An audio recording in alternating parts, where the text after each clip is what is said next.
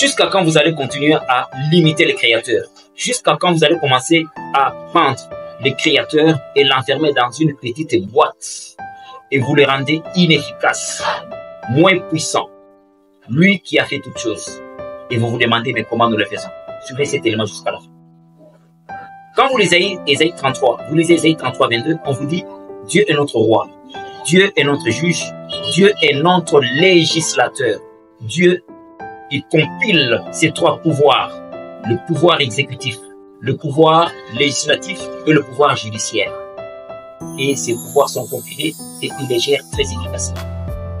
Regardez comment Dieu fait avec le pouvoir exécutif. Quand nous parlons du pouvoir exécutif, nous voyons les attributions du roi, des présidents.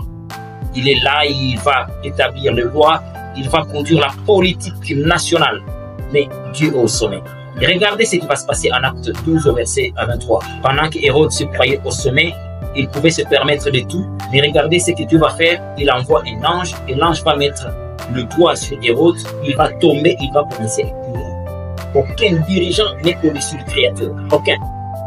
Alors, quand vous prenez Acte 12 au verset 5, nous prenons le Hérode qui prend Pierre, il le jette en prison. Il dit, c'est moi qui ai décidé. Pierre ne quittera pas. Il sera exécuté.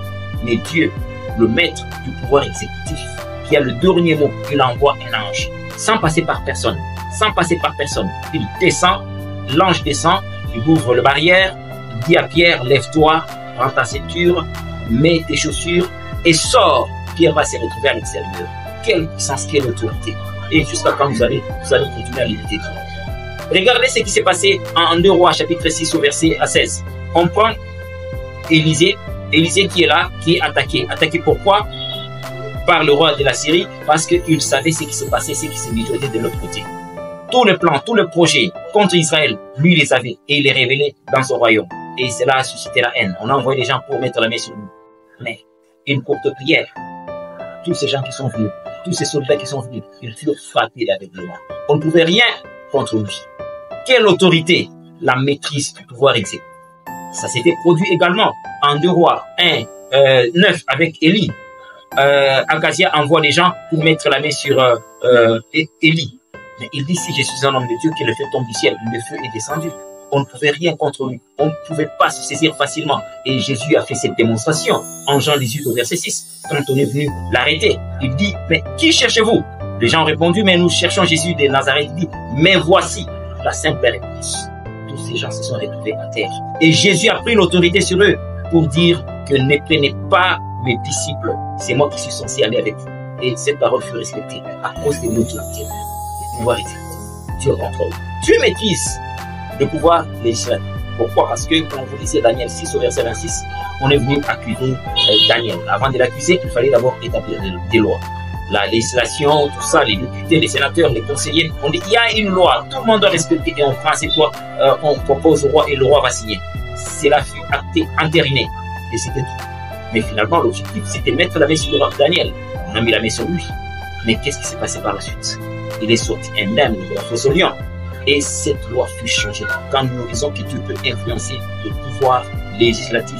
Et le Darius avait dit, à partir d'aujourd'hui, personne n'est autorisé à parler en mal de Daniel, du Dieu de Daniel. Le respect fut établi. Parlons du pouvoir judiciaire. Dieu maîtrise le pouvoir judiciaire. Quand nous lisons Deutéronome 19, verset 15, nous voyons ce qui s'est passé avec Moïse. Dieu lui a donné les directives, comment gérer la situation. Dieu, c'est le plus grand juriste qui existe. Par rapport aux accusations, par rapport au péché, par rapport aux condamnations, on dit on ne peut pas accuser quelqu'un si 2 ou 3 témoins ne comparaissent pas. Parce que si il n'y a pas 2 témoins qui se présentent pour confirmer les faits, ou 3, on ne peut pas considérer cela comme étant vrai. Cela a commencé avec qui? Avec le Créateur. Donc, Dieu, il veille sur ces choses. Dieu veille sur ces choses. Dieu, c'est le plus grand psychologue. C'est comme ça que Salomon, pour départager les 2 femmes prostituées qui se battaient pour l'enfant qui était resté en vie parce que l'autre était déjà mort, et Salomon a dit, bon, ici, qu'est-ce que je peux faire? L'autre dit, c'est mon enfant, l'autre dit, c'est mon enfant, alors il dit, non, donnez-moi l'épée. L'objectif, c'était quoi? Aller au niveau de la jurisprudence. Parce qu'on ne peut pas tout simplement s'arrêter au niveau de loi, mais il faut aller au-delà. des notions beaucoup plus psychologiques et voir qui aime vraiment l'enfant. Parce qu'aujourd'hui, vous allez voir des gens qui disent « on va le perdre ». Quand quelqu'un dit « on va le perdre », tous, cela veut dire qu'ils n'aiment pas. Et c'est très dangereux. Et Salomon a décelé cela très facilement et le respect est intervenu par rapport à sa façon de faire les choses. Donc Dieu est le maître des pouvoirs exécutifs, Dieu est le maître des pouvoirs législatifs, Dieu est le maître des pouvoirs judiciaires. Il n'a pas de limites. Comprenez bien cela.